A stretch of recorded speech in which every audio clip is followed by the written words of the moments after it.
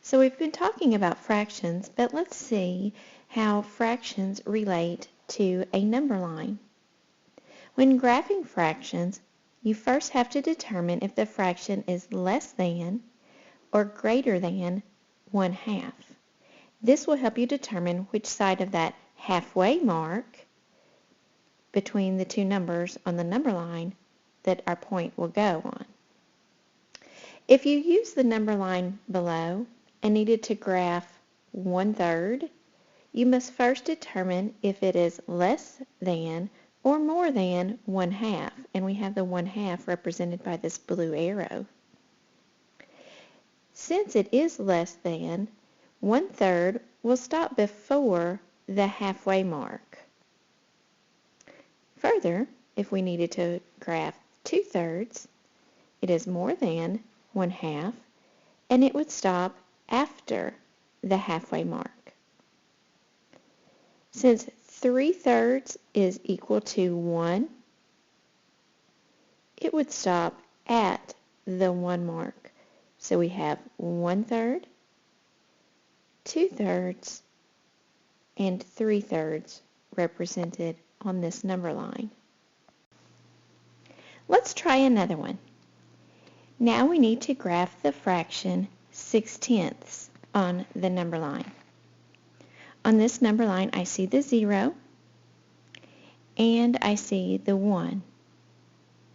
The first thing I need to do is find the halfway mark, and it is represented by this blue arrow.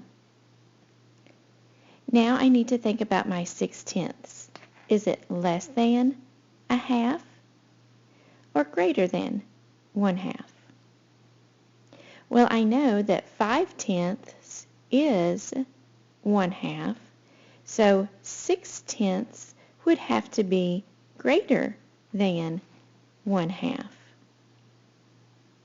On this number line, the line is marked off in tenths, so that helps.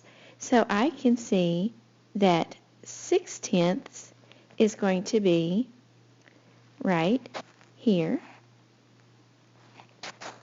And now I can identify that 6/10 on my number line is greater than the halfway mark on this number line. So when we graph a mixed number, first we need to go to the point on the number line of the whole number. Then we go partway between that whole number and the next whole number to find the fraction part of the mixed number. For example, let's say we're asked to graph the fraction 2 1/4 on the number line below. My whole number portion is the 2.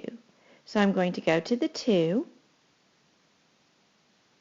and then it says to go partway between that whole number and the next whole number to find the fractional part on the number line. So I know I'm somewhere between the 2 and the 3. So now we need to determine where the 1/4 is on this number line. Well, I know that 2/4 is the halfway mark. So 1/4 must be less than the halfway mark between the 2 and the 3. So my 1/4 must be right here on my number line. So I can now identify that 2 1/4 would be right here on my number line, 2 1/4.